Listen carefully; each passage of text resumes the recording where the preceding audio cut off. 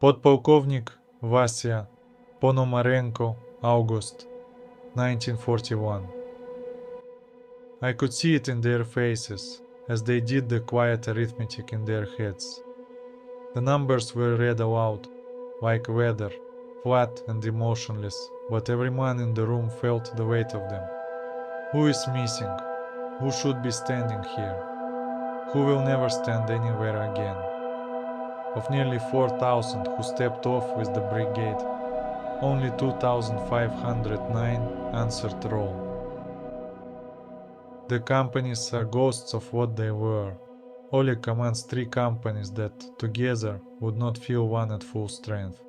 I watched him this evening speaking to his officers with that same firm tone he always uses, as if nothing has changed. His boots are still caked in the mud of the retreat, his bandage long since turned brown and stiff. He does not complain.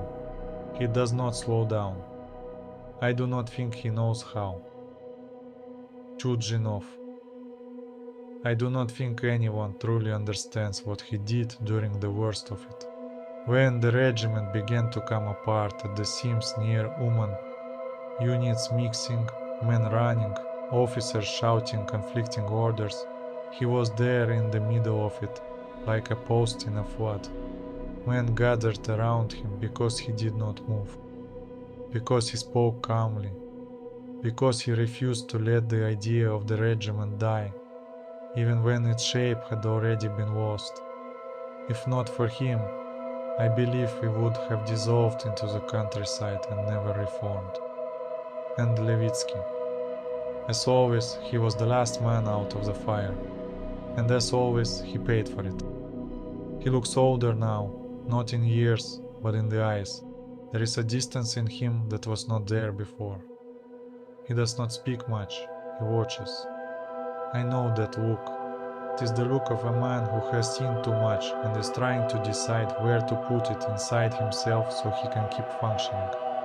I know all of them are carrying something they will never put down. The young ones try to laugh louder than they used to. The veterans grow quieter. At night, the coughing and turning in bedrolls lasts for hours before anyone truly sleeps. No one says it aloud, but we all know. This will follow us long after the war ends if we are lucky enough to see that day. They will live with this whether they survive or not. I feel it in myself too. A tightness in the chest that does not go away. A constant listening for sounds that are not there. Sometimes I forget where I am for a moment when I wake, and I expect to see smoke and hear artillery instead of the low murmur of Kiev. They call us heroes, but heroes do not feel this tired. Heroes do not lie awake wondering how many more names they will have to strike from the roster before this is over.